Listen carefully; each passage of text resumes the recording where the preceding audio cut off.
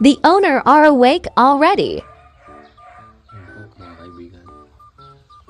Hindi na may-ari ng rambutan.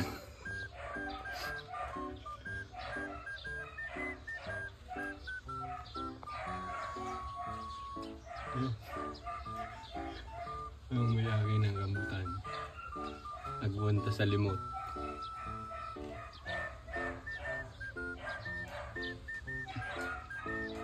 May tinira pa naman akong kaunti.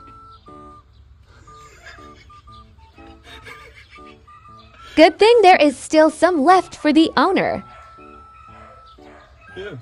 Di siya may nauuwing kaunting basket. Yan. Yan. So may gusto, ang inalangan natin itira. Ay gising na ang may-ari. Di wala tayong magagawa. Kundi maghintay uling matulog ang may-ari.